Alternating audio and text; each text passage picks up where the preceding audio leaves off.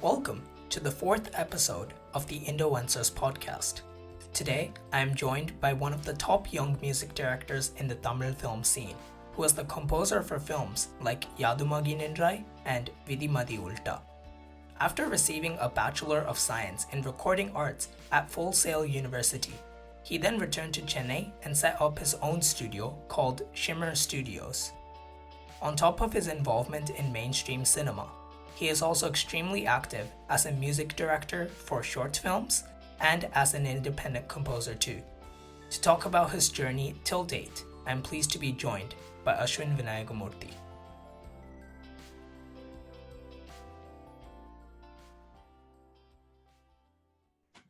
Hey, how are you? Yeah, doing great.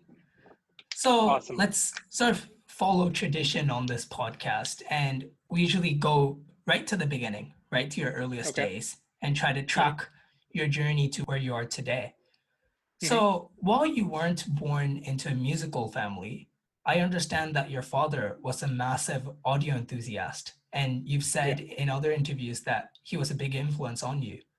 So in your earliest days, what sort of music was surrounding you and was going around in your household? Probably classic rock the most. So anything Eagles, Police, Phil Collins. So classic rock, soft rock, alt pop, all these kind of genres were possibly what I was listening to while I was growing up. Also, I think early Rahman hits, Devasa hits, Ilayaraja sir, all of these people's songs came in. Um, so radio was big back then, and we all used to travel. So used to hear a wide variety of music. But in the household, I think a lot of Western music, a lot of early Raja sir, Rahman sir. It's predominantly. So as I mentioned earlier on, your father was really big on listening to music on good speaker systems. And you brought up radio. So I'm wondering, do you think your exposure to listening to music with, really good output compared to, the compressed radio sound helped you naturally understand things about sound and music that you may have not done otherwise? Pretty much, that was actually a very accurate way of putting it together. The main thing is you only understand high fidelity audio or high resolution audio, or all the importance of all the small little details in songs when you have the equipment to actually listen to them. Most composers have like a really decked out studio, so they can listen to all these small sounds, but how does that sound go and translate into radio or any small speaker? That's also what a composer tries to do, the engineering team tries to do, because there's so much detail that they don't want the people listening on the radio also to miss out. So but there's only so much you could do. So having the equipment really opened my mind to a lot of details that would have otherwise gone missing.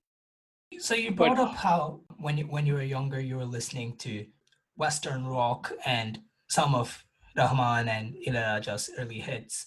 But when you were a child, I'm also aware that you started learning Carnatic music after your school teacher thought that you had potential in singing. yeah, And alongside that, you were starting to learn the piano as well. And, sometimes, often as kids at that age, we do these things sort of passively, and we do them because we think it's the right thing to do or because everyone else around us is doing it. And it can take a few years for active interest or perhaps active disinterest to kick in.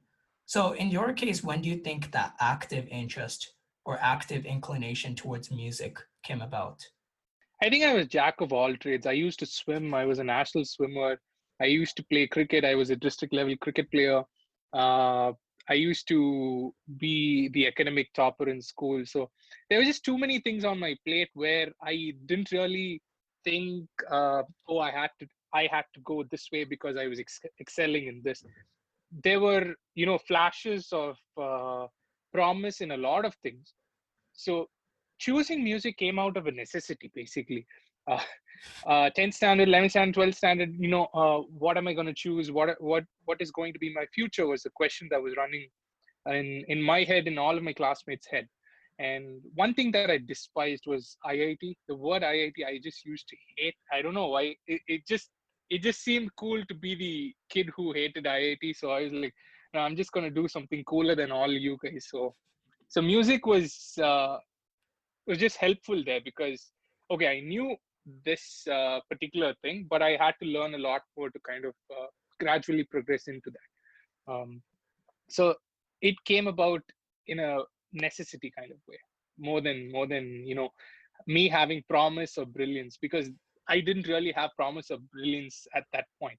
It was just I was also one of those kids who used to go to the piano classes. Yes, I used to ace them, but you don't really find prodigies in every 10 kids. It's a one in a million. So I really am not a prodigy. More like work taught me a lot more along the way. Yeah, so you brought up how around the 10th, 11th standard was when that sort of switch flicked. And I think a big moment for you, if I may say so myself, in your journey towards becoming a professional musician was your meeting with music director G.V. Prakash. And he had invited you to his studio, and one thing led to another, and soon he was recording you singing. But things didn't quite have a fairy tale ending there, I think it's fair to say. And he plainly said that you shouldn't pursue singing. So given your initial passion towards singing, was there any part of you that wanted to push on and prove him wrong? Or did you just sort of accept it and take the move towards production? Uh, the major thing is, even though I liked singing, I had a passion for singing. When you're actually listening to a studio recorded version of your voice, you are hit with reality. So I could have chosen two things. One, to be in denial and keep pursuing a dream that was not going to happen if with the amount of training that I was putting in. Because GV said, don't sing because it's going to take another 5 years, 6 years for you to even get to a point where you'll be okay with whatever you want to sing. So he said, get into music making, keep singing along the way, but you don't sing. Don't put that as your primary focus was what he told me, which is exactly what I grew into. Like 10 years down the line from when we had that conversation to now, I'm singing most of my compositions, and I have to sing the rough tunes that I give out to other singers and stuff. So the practice along the way with the music theory that I learned just helped in my singing, plus a lot of technology coming in that also helps us singers. So helps us, composer singers or part-time singers. So I didn't really. I'm a very realistic person. So if somebody tells me something is not good, I don't immediately have the will to fight back saying, no, no, no, it is good. Until and unless I feel very strongly about it. So if somebody comments on my song track, for you per se, like we've had conversations where I've sent you tracks and you've given me comments. So if I feel very strongly about something, I just go with it. But I will take their points. I will work on them. I'll see how it goes. If I still feel my version is better, I'll stick with my version. So the way I wanted to do was I kept singing, but I just didn't put that in my sights or in the forefront. I just kept it here, just worked my way with music, and this came along. So it just worked that way. Given that, given what happened with yourself in GB Studio, I sort of want to ask you a hypothetical question because now you're in the position that GB was in. You've done a few films, you're establishing yourself in the industry, and potential musicians are coming to you to see whether they can turn their ideas into music. Say a musician walks in and they're really polite and really respectful, but when they play or sing, you don't see any potential in what they're doing. In that case, do you just tell them upfront what you think and say, sorry, I can't help you? Or do you just work with what you've got? The first option, because me being a realist, I also have to be realistic about the hopes that I give out. uh, if it's a very new person that I don't know, that I'm trying to build a relationship with, and they are trying to build a relationship with me, uh, if I see a spark, if there's some kind of spark there, I will tell them to pursue, continue, just keep growing in that area, but you're not ready at the moment. But if some people just don't exhibit, as you say, which I've met very very few people who actually think way too much of whatever they can do, and they consistently underperform. I haven't met too many people like that. But when that happens, I'm as polite as possible, but I get the point conveyed that maybe you can do it with another person, maybe you can cut it there, but your work just doesn't cut cut it for what I'm doing at the moment. So I draw the line there. So if it doesn't work for me, it doesn't work for me. It might work for somebody else. So you never know. And as much as G.V. Prakash maybe didn't enjoy your singing, he did support you as you started to push towards music production. And in addition to that, you were taking sound engineering classes at the SAE institution. And this all culminated in your first album, which you completed when you were 17, if I'm correct. At this stage, what got you to produce an album, and what did you want to get out of it? Basically validation whether I was ready or whether I could do music. So it came through a lot of struggle because I started that when I was around 15, 16. I started the album. I don't know what an album was. I don't know what an EP was. I don't know how to go about it. It just sort of happened. All these tunes happened over like 6 to 8 months that I compiled them. And I thought, okay, when put together, they form this very cohesive kind of story that you could tell with the musical pieces, mainly out of validation. I just wanted to prove to myself or to my immediate circle that yes, I had the chops. Even when I finished the album, I didn't know because whether I was ready or not. I was SAE dropout. I'm pretty vocal about it. I didn't understand engineering at all. I didn't understand what was going on. I didn't understand sound at that point. I had a ear for things, but you know, sound is a lot more technical than just saying, you know, I have an ear for things. I could, you know, complete an album to my satisfaction. I could take a theme, I could satisfy myself, but I still had this hurdle of not being able to satisfy producers or directors at that point. So I was way behind the curve, even at that point. It took a long while for me to understand why I was way behind the curve because I had to learn a lot more to get to where these guys were working consistently on. So the album was just me, and to also get into college. Like they wanted a portfolio. They wanted to see if I was actually. I had to submit that for a scholarship also. So I got in with a grant and scholarship into Full Sail. So the album helped in a lot of ways. It was also an adrenaline rush to like create that, get it out to people, get feedback from people. Plus the process of committing to something, making an album, took a lot of work, which I was not aware of. So people used to go out in their summer vacations, Satyam Theatre. They used to have all these hangout spots, but me, I had to be cooped up within my confines of four walls because I had to finish that, and I didn't really know what to do, where to do, how to do. Uh, so it took a lot of work. I had to miss a lot of outings. I did huge problems, huge fights with friends, family, and everybody because it's just not the time where you put all of that energy into a career. So it's bittersweet, but mostly sweet.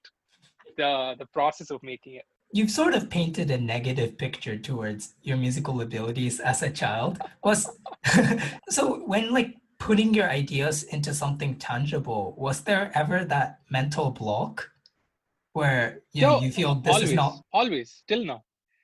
That's. I think I've slowly come to the understanding that everybody goes through that. Everybody has this existential crisis. I call it that existential crisis on an everyday basis. So you honestly, if somebody gives me a situation and they say, okay, let's compose for this, I'm blank. I'm blank as a blankest paper that you can find anywhere. And that happens even though I finish an entire film, I finish an entire score. You bring another one to me, I will still be blank.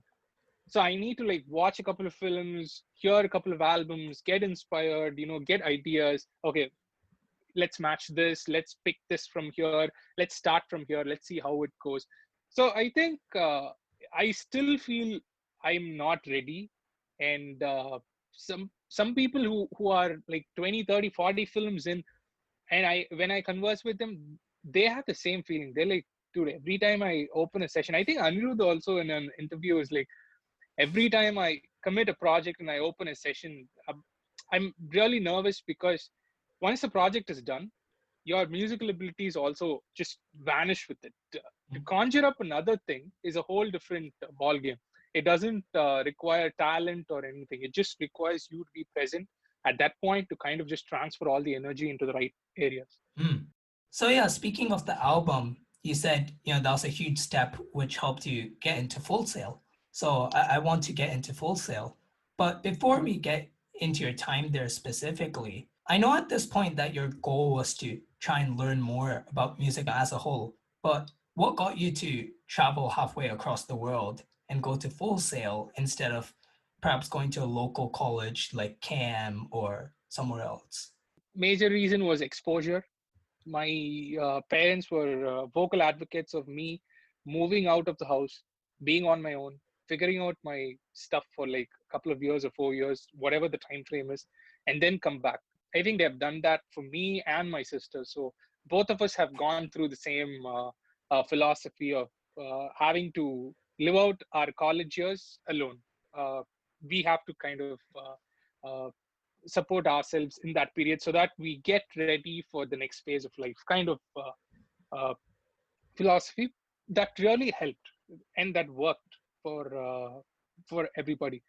Okay, I could have gone to Mumbai, I could have gone to Delhi, but why Full Sail is because it was one of the best colleges for sound or music production. It still is. At that point, it was a huge deal, and I just didn't know what courses were even there in the engineering colleges here. I didn't know what computer science courses were. I didn't know what arts courses were. I still don't know what a semester is, what an arrear is. I don't know all of that. I just don't know Indian colleges at all. So they were very supportive of just packing me, shipping me off to like Florida as soon as I finished my exams. So I think I finished my exams in March, April, and May was the results. June, July, August, I started college there in Full Sail. So I literally had 2 months in the middle to kind of say goodbye to all my friends, and I was shipped out there. But Full Sail, just the sheer advancement in technology, uh, for the exposure and mainly the philosophy that goes on in our household that you have to support yourself for the time being so that you grow up to be a better man or woman after the time frame. So you sort of talk about that philosophy of supporting yourself. How much of a culture shock was it when you got there? Major. You don't blend in anywhere. If you think, you just go walk into a place and you will just fit right in, you don't. It's not India. You're in a very different space. But again, Full Sail has this very mixed ethnicity and race culture going on. People from all over the world come there. So I get to meet Australians. I get to meet uh, people from all everywhere. I've met people from Ukraine. Uh, it's massive. So in a class of 40, we'd probably have 20 Americans and 20 mixed people. So it didn't really matter that way. But fitting in within that 40 also took a lot of time. Second, I had to learn how to talk to people, how to speak, because it was not the language that we are used to conversing in, or because English is considered a show off. If you speak in English with your peers here, it's like Peter, na Peter Udra. So it's a very elitist thing to just talk in English. So going there, you need to kind of have an accent, talk to people in a way that they would understand. So, and I had to lose the accent after coming back.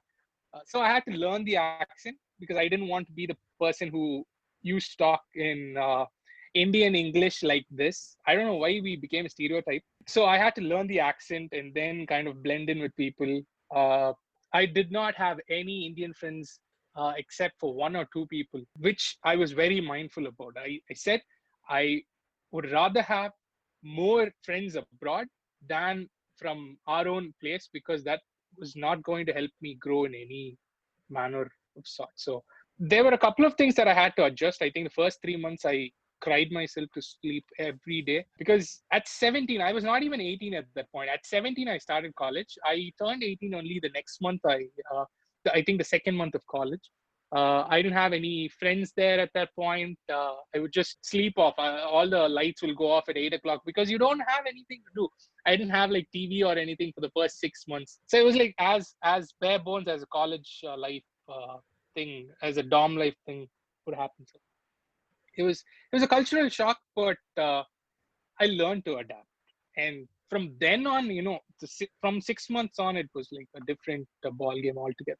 So what got you to go for a science degree with recording arts, which I assume would be focused more on the science and engineering side of sound rather than, say, a music production class or a music theory composition class, which would have been more art focused? I think recording arts had everything in itself.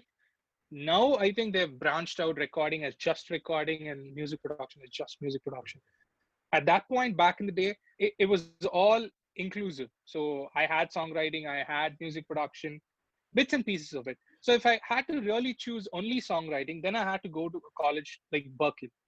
Whereas I was still a late bloomer in music or sound. So I had to kind of know everything in a very short amount of time. That was pretty much what would have helped me at that point. So I chose a science degree.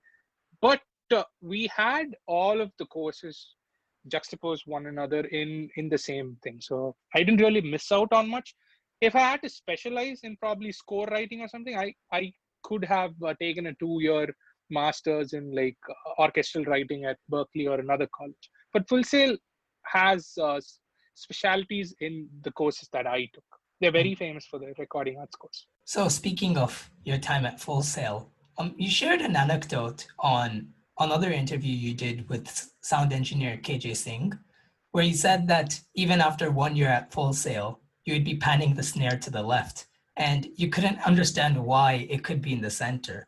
That sort of brings me to a more general question, but in your opinion, to what extent is sound and perception of sound subjective, and to what extent is it objective? It's 100% subjective. There's no objectivity at all. No matter whatever you create sounds good to yourself. It sounds very different to another person. And if the person is invested in you as an artist, they look past all the flaws. That's why it's so important to get a fan base going for you, because people look past the flaws and they listen to a song because they like the artist. Whether they like the song or not, they like the artist. So they already invest their time into something.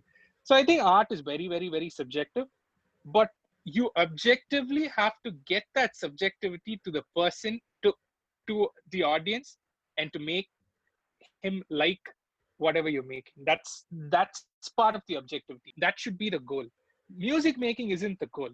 Everybody's making music. Process of getting it to somebody and seeing if what you created resonates with them is the objectivity that people tend to not build, and which I understood very, very, very late. So I suppose it would be more of an understanding of a majority subjectivity or a collective subjectivity, Pretty which much, is important. pretty much. So what works for the majority works for you, should work for you. If it isn't, then I think you either play for yourself or you play for the audience. I want to find the middle ground. I think all artists like to find that middle ground, but it's super tough finding that middle ground.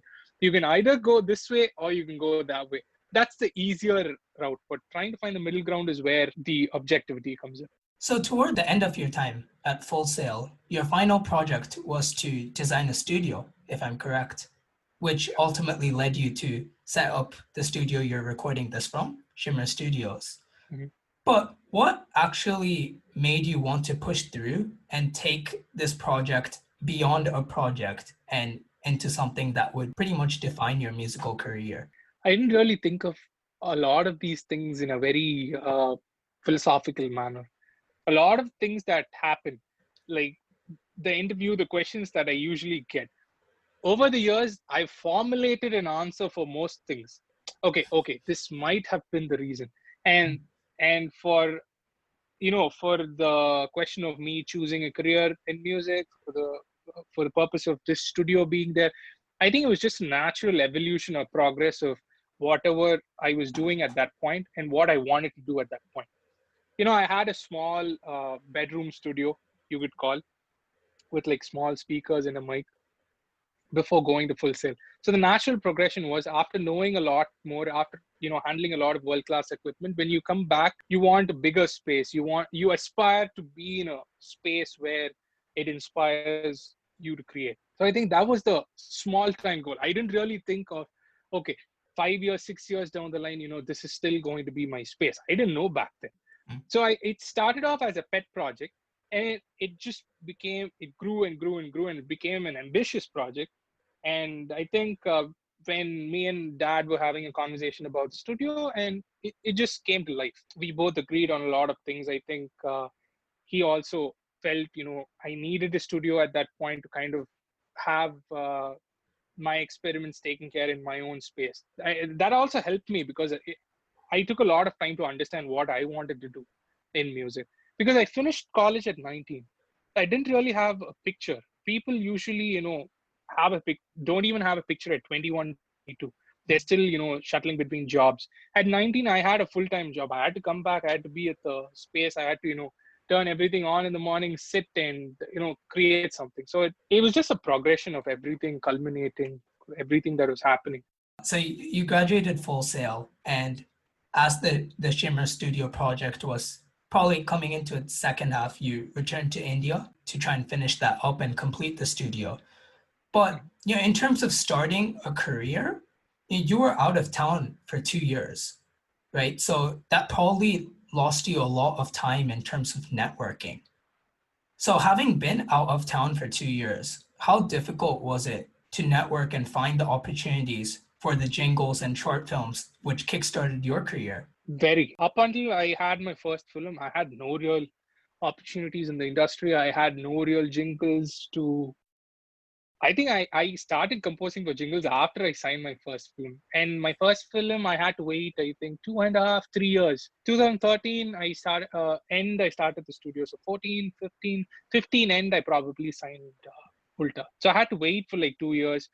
I did a lot of independent songs. I tried connecting with a lot of people, but I couldn't, because a lot of people that I knew were still in college. They didn't really have the time. They could. I was in the studio from 9 to 6 or 9 to 9. They were in college from 9 to 5, 9 to 6. So you don't really have these people coming back. Plus, I didn't really have the budget at that point to invite professionals to come in and record at the studio, because I had just invested in the studio. I was not in a position to kind of invest again and again and again on more songs. Believe it or not, I didn't really have a bank of songs like people usually say they have when they sign their first film. I was very lucky in that manner to have had producers or directors believe in me at that point to kind of deliver the way they wanted. One of my first stints was with Kalamaster. Not many people acknowledge or know that, but even I forget sometimes that happened before films. But I composed the theme music for Manada Mailada, the reality show on Kalenya TV. So the theme that many people have heard is my theme. So that was an opportunity. So I went on stage, I went on TV, I explained the process. I had a lot of offers come in, or people calling me post that, but it was still nothing concrete. So I had no connections. I had a bunch of like 4 people, 5 people that I knew in the industry. And the good part was I ended up finishing my first film with the same 5 people. And the best or even better part of all of that was I still have the same 5 people working. Yeah. And we have like this very small relationship thing going on, where all of us, there's this synergy between the entire team. And it's stayed that way from day one. Very few people have left, but they're still freelancers. So I can still, they're still friends. So I can send them tracks to work on. But I think the core team was built at that point.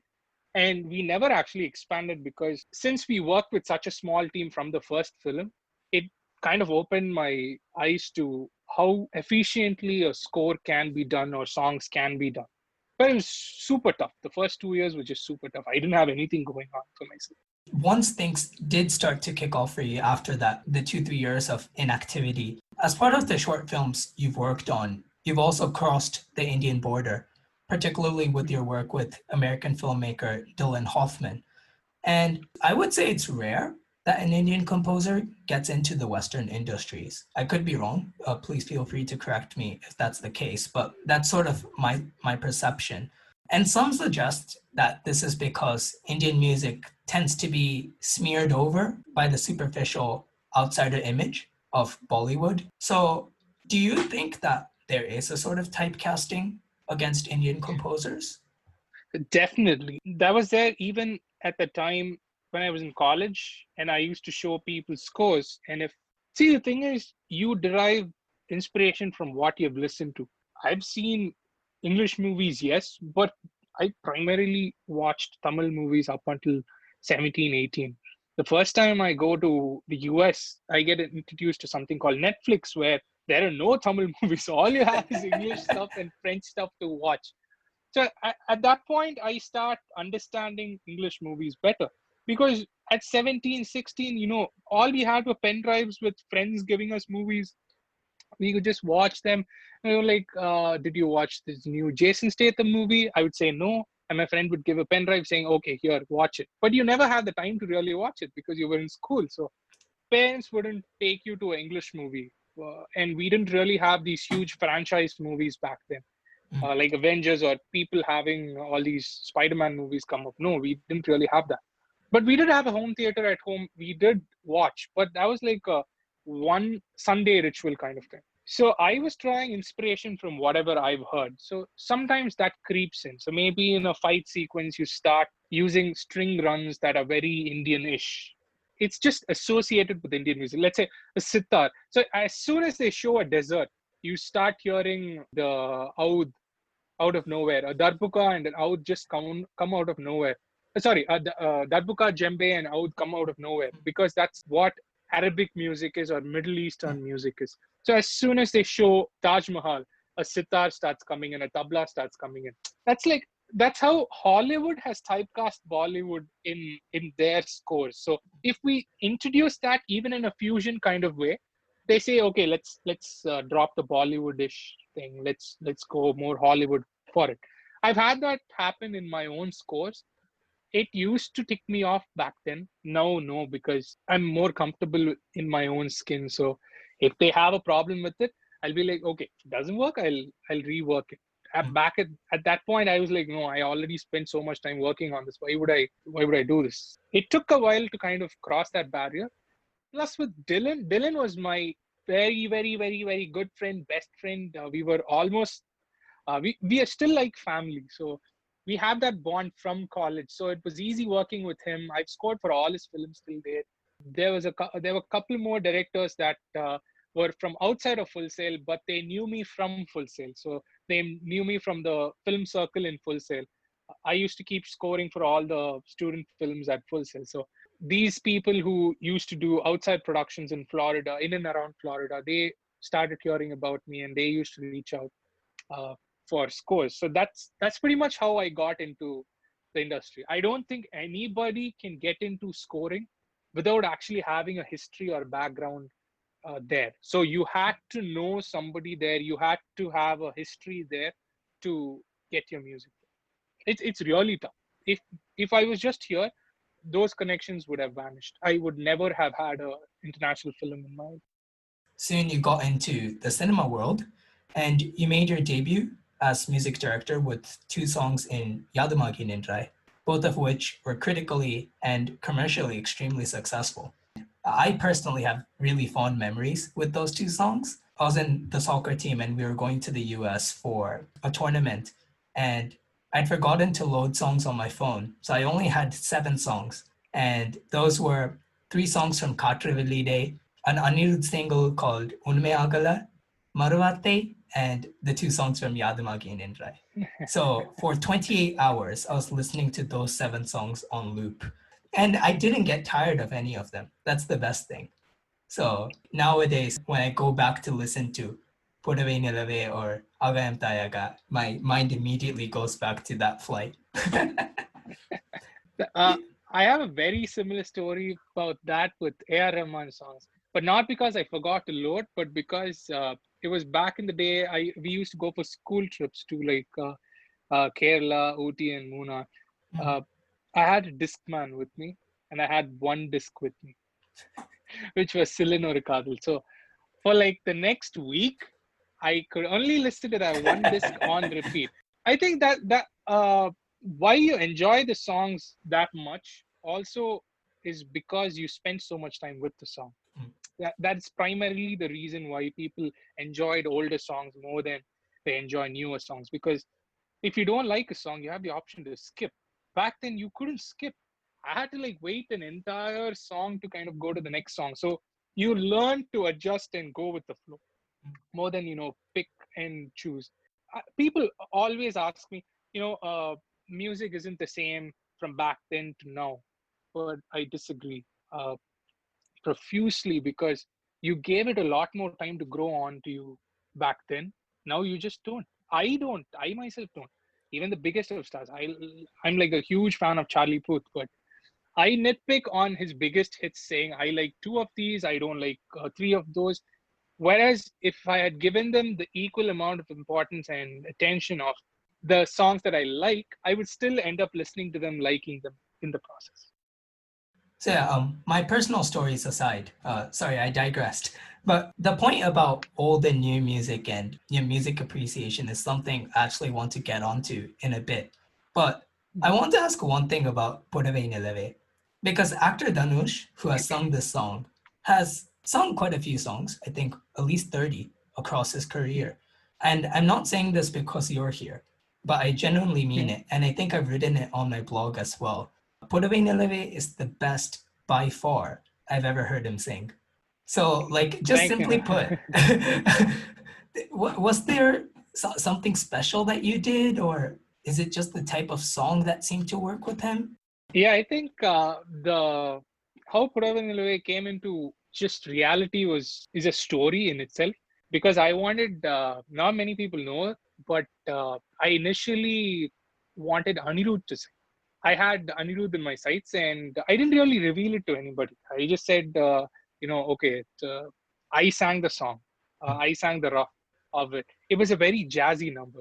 I've toned down the jazzy elements in the final thing, but I'll get on with it as to why we did all of that. So I had this plan of Anirudh singing. So I sang the rough in a manner where I was emulating what they would do, what other people would do in my rough, and I had the rough ready. We tried reaching Anirudh, I think. I think Gayatri was also trying to reach Anirudh. We don't know what exactly happened. We never actually pursued that. We kept talking, okay, we'll ask Anirudh, but it just never happened. And I think one fine day she met Dhanush in somewhere, and she just pitched this idea from her end. So it was actually Gayatri's idea of having Dhanush sir on it. So, and she just asked him, can you sing this song for my film? And he said, okay. There was no other conversation that happened. And immediately I get a call saying, you have good news. Dhanush sir is singing the song. I said, okay. I was not expecting that. And at that point, I was actually nervous because he had probably not sung too many songs in that genre. I was not worried. I was just nervous because I didn't know how to react or how to extract work from somebody like that. I was still a novice at that point. So then he invited us to the studio. We go and we start recording. And Dhanush sir is like, he hears a song and he goes, Pudavai Nilave, Nerukkam odi odiya thedi. In his very unmistakable, the low register voice of his. And I don't know what to do because I'm like, okay, we've started. Let's see where this goes. I'm sitting here. I'm trying to like make sense of what's happening. He understands that I'm really not connecting with whatever's happening, and he just cuts the take off and he says, I'm the singer here. You're the composer. So you tell me what you want. And I say, sir, just listen to the rough ones and see what you can do to get there. And he listened to the rough and he says, rough nalla irukku. The rough itself is nice. Why do you want me to sing this song? I'm like, oh, no, I don't want to go there. I don't want to, say, don't sing. So then he says, he was a person who comes up with the idea and he said, let me just emulate what's there in the rough. So I had sung the rough, so it was, I have this very thin vocal, so I had to sing all these husky lines the way it is in the song, and he just emulated everything, and then he put his own spin. The audio, there was this promise, all of that is his improvisation on the spot. The tune was da, da, da, da, da, da, da, da, da, da, da. It used to be this very rhyme schemey kind of thing, but then Dhanush sir put a la la la la la da, da, da, da, la, la, la. So he used to do all of that, and that's just the singer or the artist or performer in him coming out. So he was dancing in the booth. It was like just eye opening for me to like see an artist, uh, an actor of that caliber, first and foremost, bringing in that emotion into the song, understanding what the song needed, and then delivering above and beyond whatever was asked is just one journey. And him, I think, once we had the first 1 hour, 1.5 hours of recording done, he gets out of the booth and he comes in. He's talking to me. He's like, so the song had an entire arrangement of sax on it, like a whole quartet or orchestral kind of arrangement of sax on it. So you had sax from all over the place on it. And he asked me, this song is going to be a hit. Do you really want to complicate it? Do you really want to do all of these arrangement things that only you can hear? And I was like, it was a very bittersweet thing for me to mute off all those elements. But when I got used to that version, it was a completely different aspect. Plus, there was another tune in the Charnam. The Manjalil Malai Kolvaye was how the Charnam comes back and it attaches to the ta. That wasn't the idea. I had another tune, but Dhanush sir just stopped singing that tune, and he was like, "Why is this tune here? Why is this actually in this song? The song is so simple. Why are you wanting to show all your musical prowess in this song? Just keep it simple. Don't complicate it." And he just said, "Take that portion off," which was the most worrying thing for me because I didn't have any other takes, or I didn't have a mode to connect the rest of the song back to the hook. And that's when I understood I had a pre-chorus. Treat Manjalil Malai Kolvaya as a pre-chorus. I put that here and I played a different set of chords that complemented it. And it, the first time Manjalil Malai Kolvaya comes and the second time it comes, the chord structure is very, very different. And that leads to the build-up towards the end. And that worked so brilliantly in the song because the song was liked because it was very simple. It was still different for Dhanush sir's repertoire because, and that I took a lot of flack for that. A lot of people said I had used a lot of software enhancement, but honestly, because his register was pushed up to the high register, his voice sounded so different, so good actually. And not many people go into that high register of his voice. Everybody stays in this very low baritone kind of register. I think that's what worked mainly for that, the shift in tone that you see in the song. Plus his input of wanting to stay true to the composer's vision, but try and enhance however he could. Like he had to put the Dhanush spin to it. So that's how that entire song happened. It's so simple. It pretty much has a drum beat going on, a guitar going on. That's pretty much what you can listen, plus a bass guitar going on. And that's that. Because I had so many different elements that just got muted. I was in it wasn't shock. It was just that, okay, let's see how this goes kind of moment, and it worked. So it just worked for the best. Was the folkish kuthu beat at the end part of the Dhanush spin? No, that was already there. We already wanted the jazz to transition into this kuthu kind of element, which all worked to his strength, because that's what makes Dhanush sir so special. The folk element to all of his products is what makes him special. So I think it tied in together with bringing him in on the track. It was all just coincidence at that point. But obviously you've done other songs too, particularly with your first full album with Vidhi Madi Ulta. But yeah, I sort of want to go a bit general, and feel free to reference your songs or any other song. for that matter, as you go about answering these questions. Music, it said, it needs to be a journey. There needs to be direction, some sort of start point, some sort of end point. Which element of music drives this direction? The rhythm, primarily. And I think I spend most time on the rhythm because that's what gives the song the color. All the other instruments, let's say a guitar, a nadaswaram, uh, tabla, no, not tabla, all of the melodic instruments, strings, you hear that on a million other songs. But when you mix that with, how do you say EDM? Because you hear the four on the floor kicks. How do you say dubstep? Because of so so I think rhythms is what primarily defines genre, and you get interesting ideas when you blend different rhythm aspects into the song, and that's something that I've carried over from Pudavai Nilave till songs that I do know. So Pudavai Nilave had this jazz beat going on in the first, and then it shifts to the kuthu. But the tune is the same. I didn't really change anything. The tune is the same. But what makes you say it's kuthu is because of the percussion element that comes in.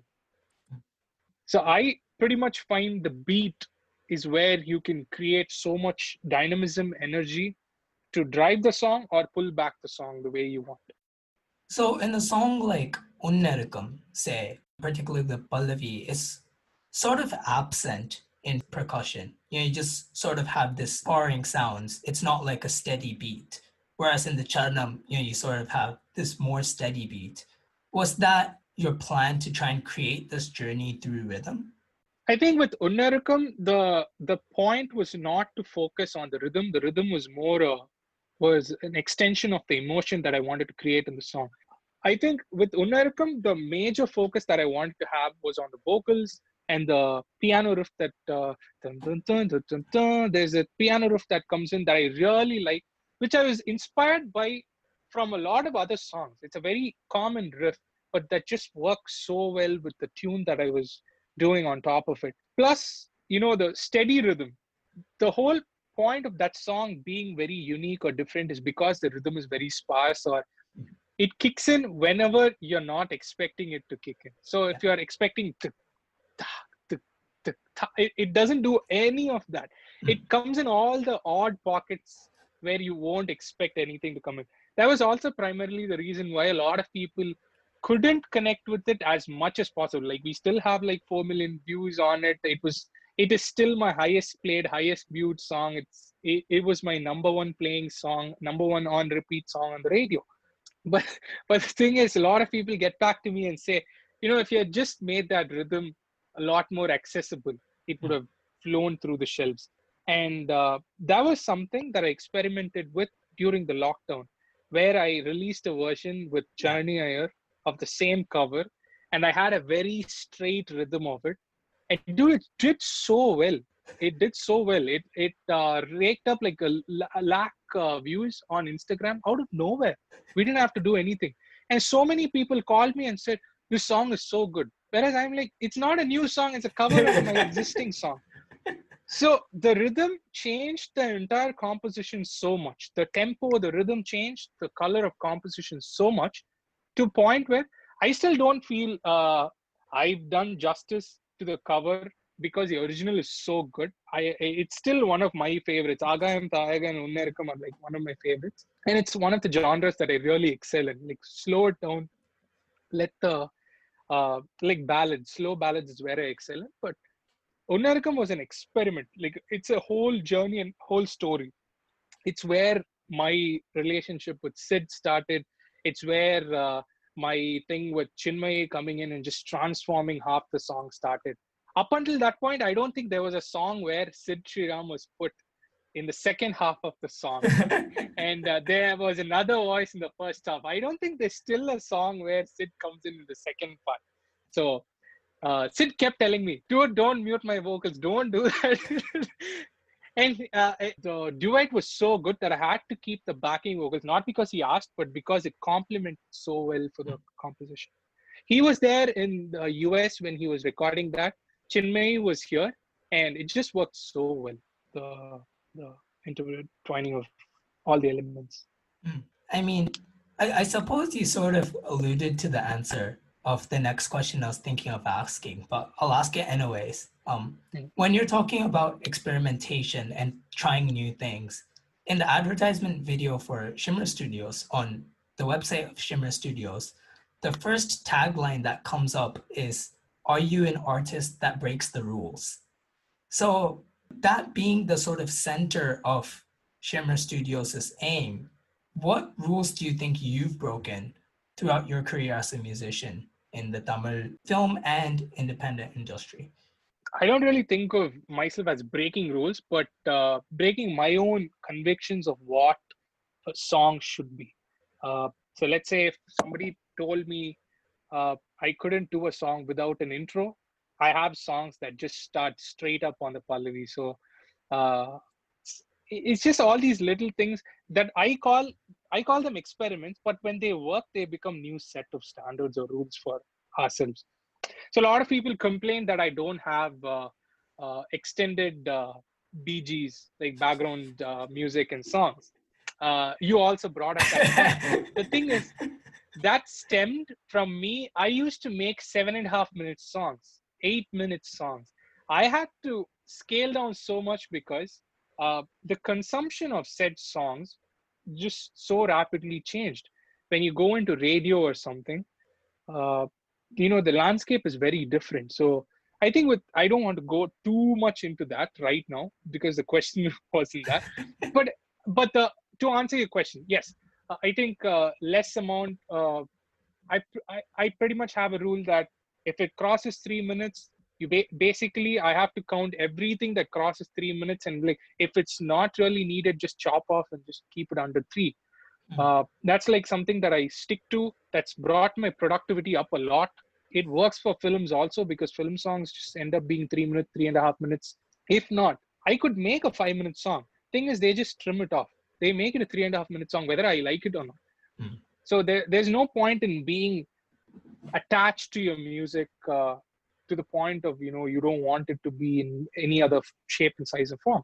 Nerukkam had me reeling with that. I was bawling my eyes out because the film version of Nerukkam was 3 minutes 2 seconds or 10 seconds, whereas a song was 4 minutes 45. It's like an entire journey. You had to like go through that entire journey to understand all the different layers and why everything takes so much time to build and work together. So when they cut off sections, I was like, okay, this isn't working. Plus, Aagayam Thaayaga had so Aagayam Thaayaga Neenan se Aganam Kadalarariro Kannod. So there's a small 6 count pause that I give for every phrase. Yeah. You would not believe that radios cut that 6 second pause every time it played on the radio. So that was a learning experience for me to not give silence in songs where it's a whole different landscape today. The music industry relies on how people are responding to music, how radios are responding to music, how YouTube responds to your thing. Now the basic rule is first 15 seconds need to be the most catchy part or really unique thing about the song, because first 15 seconds decide whether a listener is going to listen to this song or it's going to skip the song. So that's where I place my intros. I'll give it like a really nice breezy intro, like something that just catches your attention out of nowhere or sticks saying this is from this song. So I pay a lot of attention to the intros. I don't pay as much attention to the BGs because people are already into the song. If they have listened to this point, I've already won. I don't really have to keep explaining more in the song. So that's that. Plus, I think I've experimented a lot with just vocal hummings instead of instruments. So instead of an instrument coming, uh, my idea of a song is the vocal is the stellar star, and most of the audience respond to vocals the best. So if you can have somebody, and that's why Sid's songs sell so much, because he has so many runs that probably a violin should be doing, but he's doing all those runs, and that makes you fall in love with his voice. So those are the little things that I've kind of picked up, and it's kind of been made into my style. And I have this very verse chorus, verse pre-chorus, chorus kind of structure to all my songs. Unnerikam has that. Aagayam Thaayaga has that, but it's not upfront. It's not to your face. I just blend it in with a lot of other things, so it's not as apparent. But my upcoming releases have a lot more upfront stuff. I'm basically blatantly telling this is what I'm following, this is what I'm going to do. If you like it, just come along with the ride. If not, I have more songs for you to come along with the ride then. So. You talk about, how, for example, in Aagayam Thaayaga, they cut your silences off, and probably the same might have happened with Pudavai Nilave as well, I'm guessing, because, the sort That of... only had the breaks for two places where Dhanush still sings promise, or there's that word that he still has, and it has somebody like Dhanush on it, and it's a faster song than Aagayam Thaayaga. Mm. The thing with radio is they want the song to get over in like 2.5 minutes. That's why they prefer playing the faster songs on the radio, because they get more time to play their ads within songs. If your song's going to go on for 5 minutes, they lose out on ad space. They have to sit and edit your song to 2.5 minutes more. So now, with a lot more party songs coming in, with a lot more dance music coming in, you don't really have much music to write. And even if you write that much music, your song is not going to cross 3.5 minutes because of the tempo and the beat that is. I think Pudavai Nilave escaped that. So you talk about how the radio cuts things off because of their ad potential and commercial incentives. Do you think the industry is losing its sort of musical honesty because of this increased commercialization, not only in radio, but, also in YouTube and with online record labels and all that? Definitely. There's no two ways about it. But the thing is, with shrinking budgets, like your budgets are shrinking. So you need to kind of pick and choose the number of musicians you want on the track. So usually, let's take Mercil's songs or any song. So Rahman songs will always have that one interlude that features a very unique instrument suddenly out of nowhere. Now that instrument player is so coveted or rare that he will charge a bomb for the recording session. So if I had to call him, I have to like let go of a guitarist, an electric guitarist, and 2-3 more people to get this one person into the track. That might work for film, but not in an indie production, because we work with very tight budgets, or most of the time no budgets. So I think that's also part of it. We don't really have the budget to kind of bring in the musicality into the song. So we makeshift with whatever works best with what we have in our hand. So it does suffer, but again, you get a lot more experimental stuff in music. People are doing a lot of these. I think Gopi Sundar in some interview was like, I did this intro of the song with my hand, and he just started like whistling or singing with his hand like this. So he made like a Nadaswaram, hand Nadaswaram or something. And I'm like, this dude basically didn't have this Nadaswaram player come in, or maybe he didn't. He might have had the budget. Maybe the player just didn't turn up for the session, or he just had to do this because he had to explain it to the director that the Nadaswaram will sound like this, and it was hitting these notes. But people just got used to it so much, and it was processed well, that it got thrown into the final track. So I think a lot of these limitations and this necessity to experiment brings out all these new stuff. So you lose something, you gain something. And if you lose musicians, that probably means that you gain more in terms of the involvement of technology in music. And I want to ask a question about technology inside music, because a few weeks ago you had tweeted, and I'll quote you here, quote, "These are exciting times to be a music producer. Some of these plugin algorithms can make music sound as balanced as I can, if not more, with my dozens of EQ, compression, and reverb hardware / plugins in a fraction of the time. But can they write lyrics, make beats, record vocals, absorb the history of recorded music, and come up with a cool direction that's perfect for the artist? Thought so." End quote. So that's a tweet that you put out a few weeks ago. So I'm just playing devil's advocate here. So correct me if I'm wrong, but I think this statement implies that there are limits to the roles technology plays within music. So when technology has been progressing so rapidly over the past few years, to the extent that we now have AI composed music, what makes you so confident that technology can't progress to the extent of beat production, of learning musical history through machine learning, and so on? That was just a current analysis of what was happening, because we do have AI plugins. I myself use AI plugins. Uh, the software has gotten to a point where it's scary that we have to reinforce our thoughts to people that we are still needed at this point. At this point, it's still nascent. We are sitting here as musicians, telling the software what we want.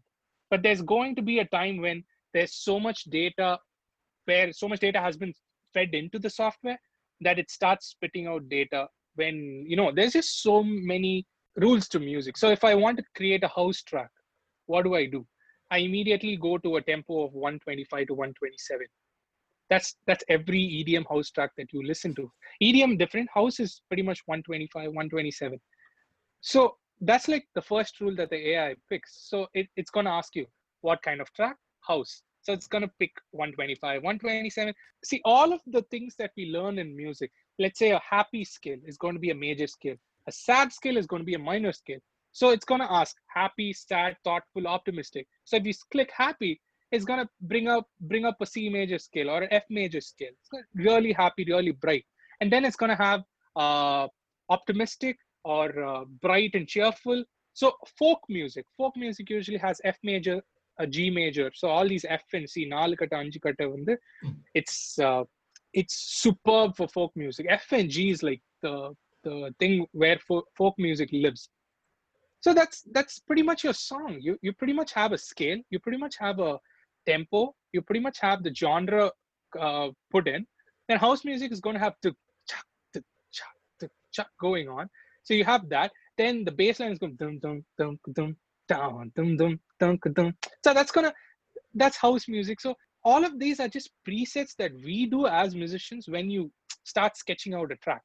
It's from there resketching the track to kind of bring your own spin to it. That's where your creativity comes in. Other than that, everything else happens with presets or rules that have already been set or already works. So most of the stuff that we do is already programmed or can be programmed.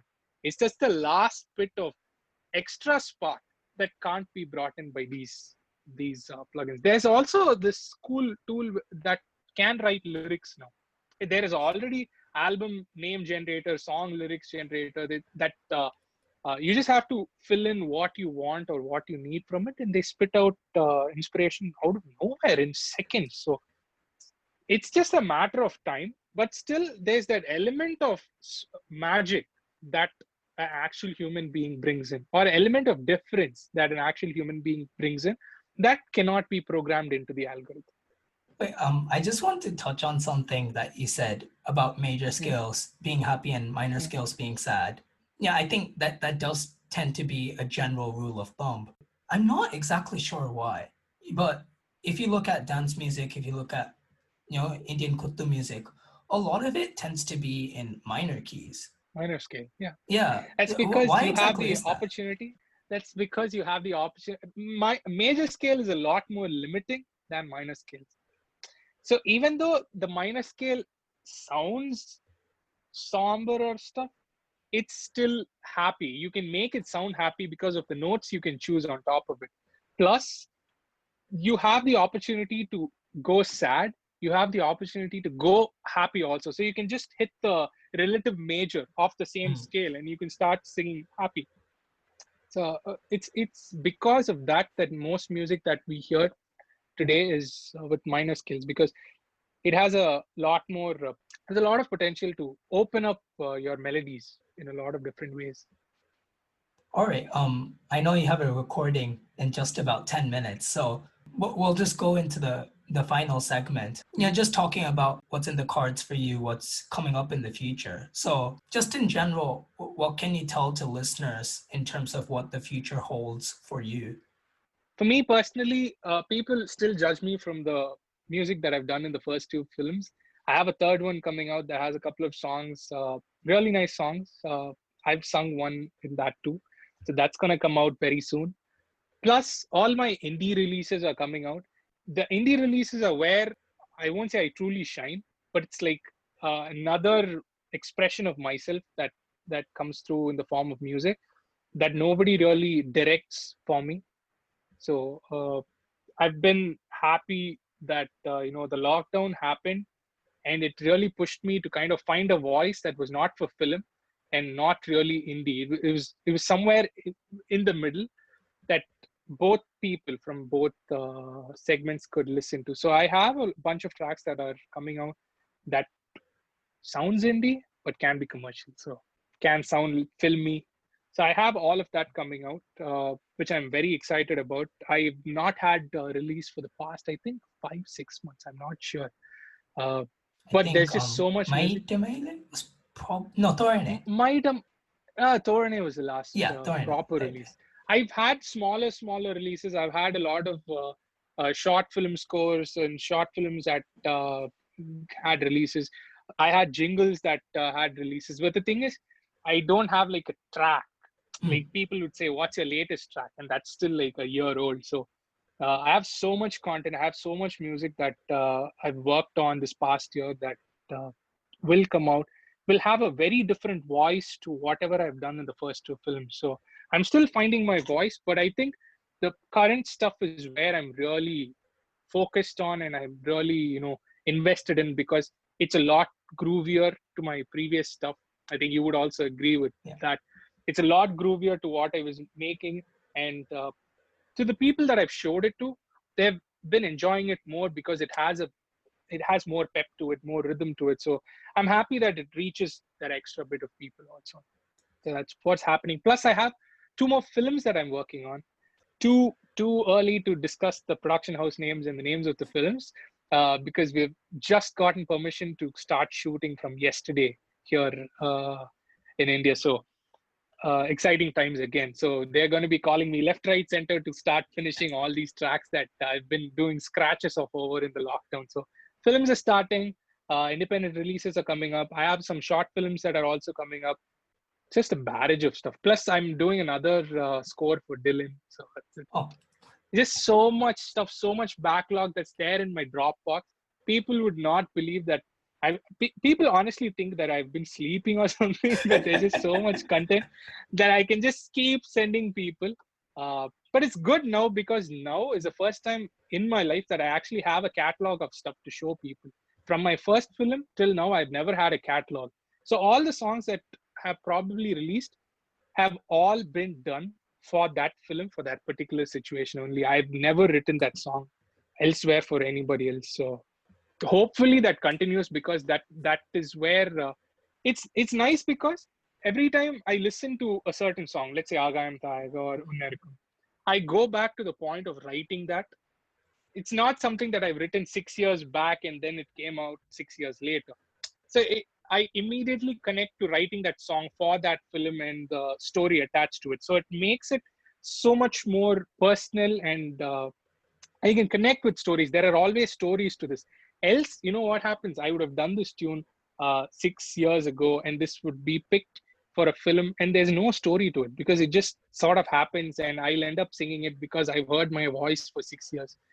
So this new path is really nice, and I'm just waiting for people to listen and get back. I've been talking to Sony. I just spoke to Sony also, so they've been wanting to listen to tracks. I've been speaking to Indoencers team for certain releases. So everything is out there. I'm just waiting for it all to fall through and come out as releases. So I'll have a steady release plan for the next 6-7 months sort. All right, we'll end with the ending question that I ask all of my guests, which is, what's on your playlist right now? My playlist, I think Charlie Puth. Charlie Puth is right there. I think Anirudh's Chelama is there. There was something else. Dil Bechara is probably on the top of my playlist right now. Anything Charlie Puth is always on my playlist, because I'm a huge fan of Charlie Puth. Anirudh's Chelama is like super dance number. Yeah. It's super. It's just guilt-free music. You can just put it on and be like, okay, I don't have to think about anything. You don't have to think about musicality or anything. Just rock out to it, kind of music. So Dil Bechara, the entire album is brilliant. I've been telling everybody to kind of just get on that, because people keep nagging Rahman sir, saying Rahman sir hasn't delivered an album for the past 6 years. I don't care whether he delivered an album or not. He has one album. You go and listen to that. That's enough. So that pretty much does it from me. Thank you so much for your time.